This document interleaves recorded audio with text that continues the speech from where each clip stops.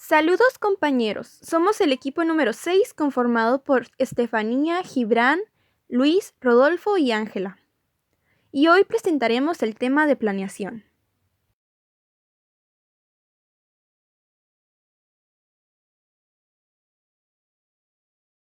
Para iniciar esta exposición, entendemos que el concepto de proceso de administración son el conjunto de acciones administrativas para llegar a un fin determinado. Sin embargo, durante su práctica, el proceso administrativo se constituye por varias funciones administrativas, en el cual se le da un orden ya sea de las de mayor a menor grado o inversa, por lo cual se analiza por separado cada función. Aunque esto no significa que cada función se considere de manera independiente de las demás, ya que el proceso administrativo consiste en el conjunto de las funciones administrativas. Por otro lado, cuando hablamos de la acción de administrar, nos referimos a la responsabilidad que tienen los principales administradores. Ahora, para entender mejor el concepto de proceso de administración, considero que son el conjunto de todas las fases sucesivas a través de las cuales se efectúa la administración, mismas que se interrelacionan y forman un proceso integral. En este caso, mencionaré que todas las acciones que se toman en la administración son las que va a conformar a un fin determinado, o sea, a un objetivo específico.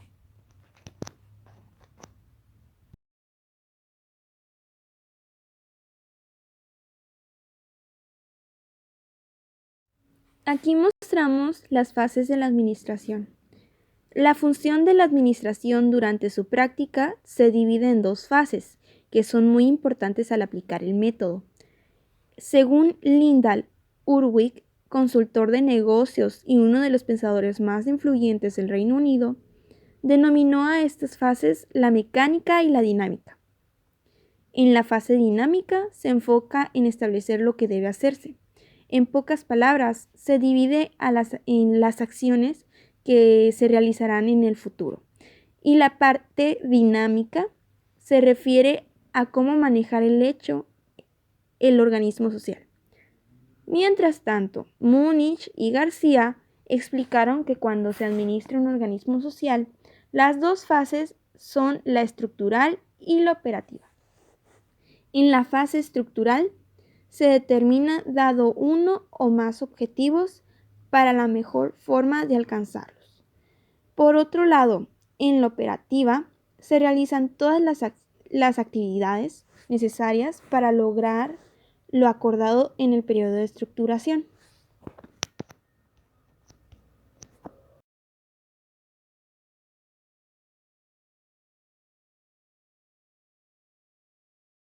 La planeación entendemos que es la primera función administrativa, ya que sirve de base para las demás funciones como organización, coordinación y control.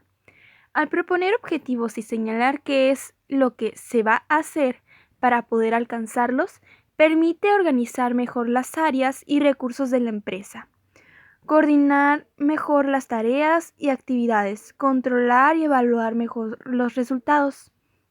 Para entender mejor esto, comprendemos que para obtener el resultado es necesario actuar. 1. Improvisar es inevitable. Improvisar para lograr tener un buen aprovechamiento de las oportunidades que se presentan en el transcurso del tiempo, para diferenciar de otras organizaciones, resolviendo los problemas que surgen. Por lo general, en este caso, se exige la presencia de un genio que pueda dominar todo el trabajo.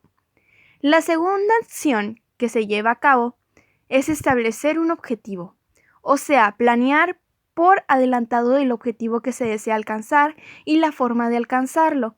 Aquí constituye para su formulación una representación mental de éxitos futuros. La planeación resume la tarea de un administrador, facilitando el esfuerzo coordinado. Ya estableciendo un objetivo específico, será mucho más fácil saber hasta dónde queremos llegar.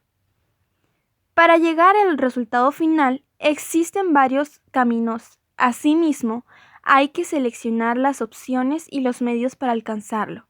Solo es cuestión de utilizar adecuadamente los medios para acercarse al futuro deseado.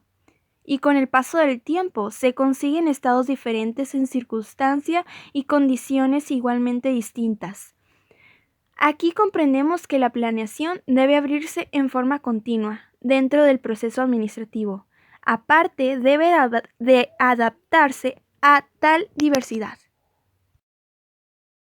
En el concepto de planeación, a través de la planeación se debe hacer el análisis del entorno, tanto interno como externo, la implantación de los objetivos de la organización y de las estrategias, basándose en la evaluación del entorno, la definición de los procedimientos a realizar para ejecutar y evaluar el propio plan.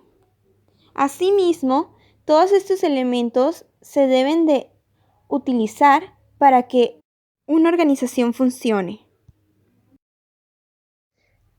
En esta parte se muestran algunos conceptos de planeación según Múnich y García, Harry Jones, Gómez Ceja, Burke, Scalan y Seneca, demostrando las diferentes ideas determinadas para el concepto de planeación. La planeación se ha convertido en una necesidad de acuerdo a que en estos tiempos algunas tareas se han vuelto más complejas, con tan grande participación de la tecnología, en cuanto más personas desean estar informadas y participar en lo que se va a hacer, y con la creciente diversidad de bienes y servicios. Importancia de la planeación. La administración es importante por dos razones.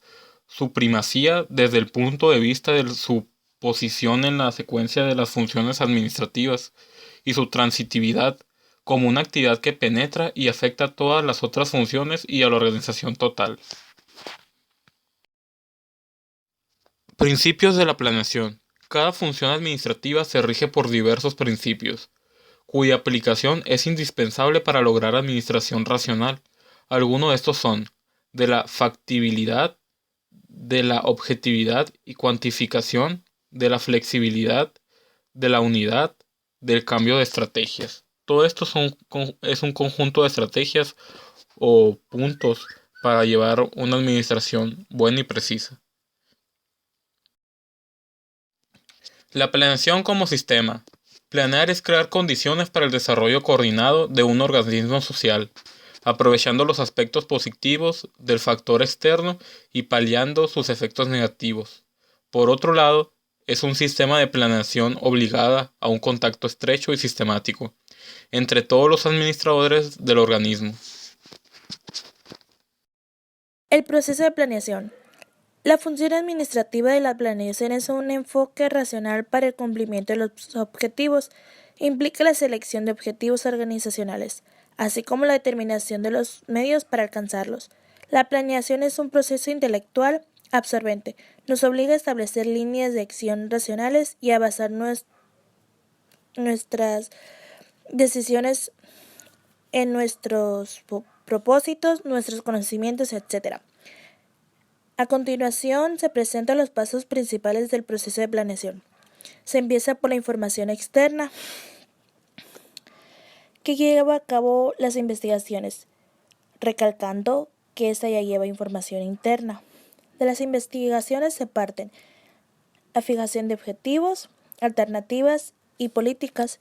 Después, la ejecución de planes, que de ahí se establecen los procedimientos, los programas y los presupuestos. La investigación y la planeación. Como se mencionó, la planeación implica la fijación de objetivos organizacionales. Sin embargo, antes de determinar estos objetivos, es imprescindible conocer el medio ambiente en donde opera el organismo social y la influencia que puede tener. Por eso mismo, hay que tener en cuenta ciertos factores, como los factores externos.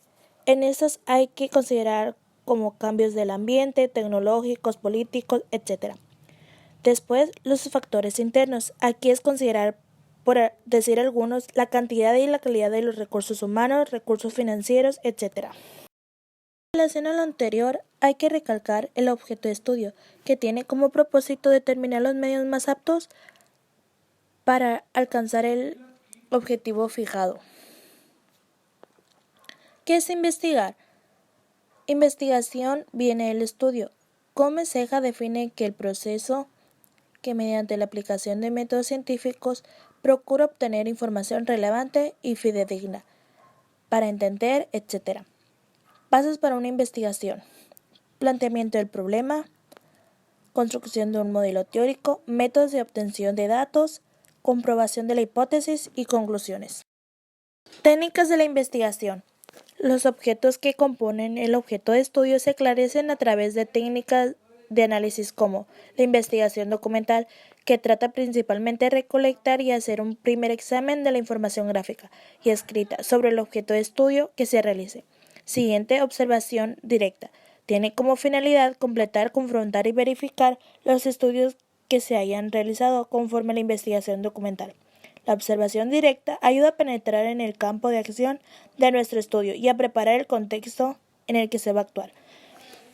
Por último, la encuesta. Por medio de la investigación documental se obtienen datos, igual que por la encuesta. Por eso, a continuación se presenta una tabla general de los pasos que abarca la encuesta. Pasos para una encuesta. A continuación se presenta la encuesta por cuestionario. Primero es determinar el universo. Luego el muestreo, que lleva por segundo formulación del cuestionario. Tercero, obtención de datos. Cuarto, tabulación de los resultados. 5, interpretación de los resultados y la entrevista. ¿Qué es la encuesta? La encuesta es la técnica de investigación más importante por su contenido, método y aplicación en la entrevista. Es una conversación que sostienen dos personas con un propósito definido. Es un instrumento que permite descubrir aquellos aspectos ocultos que forman parte de todo el trabajo administrativo. Sirve para verificar inferencias y observaciones, valiéndose de la viva narración de las personas. Los 3 objetivos de la entrevista son: 1. Obtener información. 2. Facilitar información requerida. Y 3. Influir en ciertos aspectos de la conducta. Fijación de objetivos. Los objetivos son los resultados que una organización se esfuerza en lograr, aquello que persigue. Son los fines deseados en la acción organizacional. Los objetivos no son solo el punto de la planeación, sino el fin hacia el cual apuntan las organizaciones, la integración y el control. Pero ¿para qué nos sirve fijar objetivos? ¿Qué objeto tiene dentro de una organización? Sirven y prevén situaciones de caos y tiempos muertos o que la empresa deambule sin rumbo. Los objetivos se dividen en 4 grandes ramas: por su naturaleza, por su jerarquía, por su tiempo y por su verificación.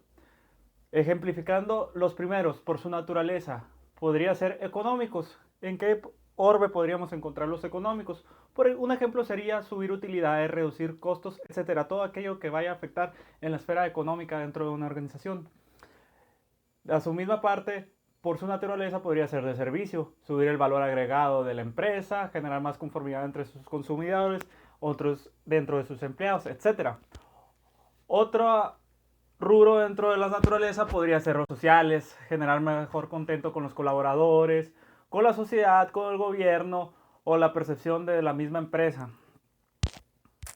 Otro rubro sería por su jerarquía. Estos objetivos pueden ser impuestos por la alta gerencia y estos van a afectar a toda la empresa. Podrían ser funcionales y departamentales. Por ejemplo, en este último rubro podría ser departamento de ventas, operación, recursos humanos, etc. Los individuales, por su misma parte de la jerarquía, van implicados al individuo final, o sea, al aceptor final. Empleado de línea, colaborador de línea, gerente, supervisor, etc. Por su tiempo, referente a corto plazo, mediano plazo o largo plazo, en qué tanto tiempo se quiera aplicar el objetivo en cuestión. Y por su verificación, cuantitativos, o sea, que pueden medirse, como puede ser ingresos, pérdidas, etc. O no cuantitativos, como podría ser un ejemplo de este mismo, la aceptación de la marca o de la empresa, que para verificarlos tendríamos que usar pruebas no paramétricas y por lo tanto sería un poco más dificultoso. Fijación de alternativas para los objetivos. Cuando se fijan los objetivos hay que pasar a determinar las alternativas de estos mismos. puesto que todo objetivo es falible. De acuerdo con las circunstancias, para determinar las alternativas se siguen 3 pasos. El primero sería encontrar la alternativa. Si nuestro objetivo final es subir la productividad, las utilidades, quizás podríamos pensar en encontrar otra maquinaria para realizar dicha función que nos haga ser más productivos. Segunda, evaluación de las alternativas. En esta misma, siguiendo el mismo hilo de ideas, podríamos cotizar diferentes tipos de maquinaria, ver sus especificaciones para ver cuál es más conveniente a la empresa. Y tercera y última sería la selección de la alternativa. Cotejando toda la información arrojada de la investigación, podríamos determinar cuál de las maquinarias sería más provechosa para subir la utilidad.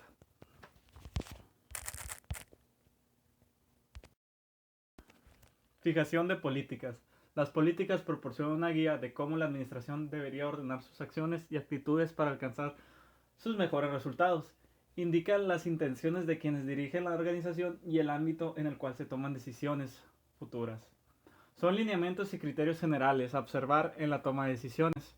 Dicho en otras palabras, es la ideología que va guiando la toma de decisiones y ayudan a evitar las desviaciones de los cursos de acciones a tomar. Por ejemplo, una empresa que está comprometida en sus políticas al bien de los empleados, en este contexto y tomando en cuenta los hechos recientes, podría ser la suspensión de labores para evitar o comprometer la integridad del colaborador. Formulación y cumplimiento de políticas. El uso de una política debe ayudar a lograr un objetivo y formularse partiendo de hechos. En un decir, tiene que ser pragmática y ayudar a la consecución final del objetivo, o sea, ayudar a cumplirlo. Una política debe permitir a la interpretación y no debe impedir un procedimiento detallado. Debe decir que no debe de chocar con el funcionamiento normal de una empresa. Además, el pensamiento del que la formula debe estar condicionado por sugestiones y relaciones de quienes serán afectados por esta misma. Es decir, no puede ir en contra de los principios morales o éticos de las personas y tiene que ser entendible para estas mismas personas. Siempre que sea necesario cubrir condiciones anticipadas, deberán establecerse políticas, pero evitando aquellas que rara vez se emplean o se practican. Por ejemplo, un ejemplo de una política rara podría ser un lineamiento para casos de nevada en Hermosillo, algo rarísimo. O por ejemplo, algo más tangible podría ser en los momentos de declaración anual, el departamento de contabilidad establecer una política de trabajo durante ese periodo, que es raro pero no inusual. Cada política deberá ser expresada con una reacción definida y precisa para evitar errores y ambigüedades, y todas las políticas deben de concordar con la normatividad externa. No, siempre debes de apegarte a la ley y no por ello, por una política interna, vas a descuidar los derechos y obligaciones legales que tienes con tu eje rector, que es el gobierno. Tipo de políticas generales formuladas por el alto mando o la alta gerencia son pues, generalmente robustas. Estas se aplican a toda la organización, pueden ser, por ejemplo, el giro de la empresa, cuestiones de ese orden, o podría ser cuestiones geográficas, delimitaciones, proveedores, etc. Funcionales, referente a las áreas funcionales de toda la empresa, personal, contabilidad, etc. Departamentales. Se subordinan a las políticas funcionales y definen lineamientos en un departamento, como pueden ser los descansos dentro del mismo departamento, pagos de horas del mismo departamento, mantenimiento dentro del mismo departamento, etc. El procedimiento indica cómo realizar el trabajo, qué proceso seguir. Los procedimientos se orientan a tareas y objetivos, es decir, con otras palabras, es un método. Los procedimientos permiten establecer la secuencia para efectuar las actividades rutinarias y específicas. Podríamos establecer que un procedimiento podría establecerse en un diagrama de flujo que facilite la interpretación y facilite precisamente el método de cómo se va a hacer el trabajo. Importancia de los procedimientos. El establecimiento del orden lógico que deben seguir las actividades. Esto, como dije con anterioridad, podría plasmarse en un diagrama de flujo, donde obviamente tiene que seguir un orden lógico y es de fácil comprensión para el personal que tiene que realizar el procedimiento. determinan cómo, cuándo y quién debe de ejecutar las actividades. Esto, como se verá y como abarca en un punto posterior, evita la duplicidad de las funciones, delimita quién, cómo y cuándo debe realizar la función específica que se está delimitando el procedimiento, promueven la especialización, delimitan las responsabilidades, delimitan el labor del personal operativo, por poner un ejemplo, y del personal supervisor. Se aplican en actividades repetitivas donde se busca la mecanización o automatización de la función, evitan la duplicidad de las funciones como mencioné con anterioridad y promueven la eficacia, puesto que al hacer una tarea repetitiva delimitas hasta dónde tiene que hacer cada personal y estableces un orden lógico, pues la eficacia y la efectividad de este rubro se va a ver incrementada. Buenas tardes, yo les hablaré sobre el establecimiento de programas. Antes de todo, cualquier empresa debe invertir tiempo en realizar un programa donde se definan los objetivos y los métodos para alcanzarlo. La ventaja de los programas son las siguientes. Proporciona un plan. En este veremos qué es lo que se tiene que hacer, qué es lo que está fallando o qué es lo que nos falta en nuestra empresa, por lo cual no hemos logrado alcanzar nuestro objetivo. Ayuda a dirigir actividades en los departamentos. Aquí mandaremos a los diferentes colaboradores de cada zona a hacer alguna tarea en específico, es decir, los encargados de administrar seremos nosotros y tendremos que ver qué nos conviene más que cada departamento haga. Base para un buen control. Creo que este se habla por sí solo. Tendremos de manera gráfica qué es lo que se supone que debería estar haciendo cada colaborador y podemos ver si se está cumpliendo o no. Hacen más sencilla la repartición de tareas. Como estamos viendo todo lo que se tiene que realizar, es más fácil que nosotros dirijamos a aquellas personas que están trabajando para nosotros. Ahora hablaremos sobre la elaboración de programas. Para elaborar un programa, tomemos en cuenta los siguientes 6 pasos. Revisión de objetivos. Esto se define como que cada cosa que nosotros hagamos no debe ser en vano, debe ser dirigida hacia el cumplimiento de nuestros objetivos. Determinación de etapas primordiales. Tenemos que saber qué es lo más importante, qué nos conduce al objetivo. Prioridad. Aquí tenemos que fijar qué es lo que se tiene que realizar primero, es decir, qué es lo más importante, qué es lo que no nos puede pasar de alto, qué es lo que tiene que realizarse antes que todo. La cronología es seleccionar el tiempo en el que queremos realizarlo, ya sean 6 meses, 1 año, 2 años, 3 años, es decir, es el periodo que nos estamos dando para cumplir los objetivos. Los detalles se refieren a que cuando ya esté listo, ya después de realizar todo, debemos de regresar y fijarnos que todo esté bien, que todo esté listo, que todo esté hecho de manera adecuada. La revisión se refiere a lo mismo, todo debe ser revisado para asegurar la uniformidad de los objetivos. Ahora hablaré sobre el establecimiento de los presupuestos.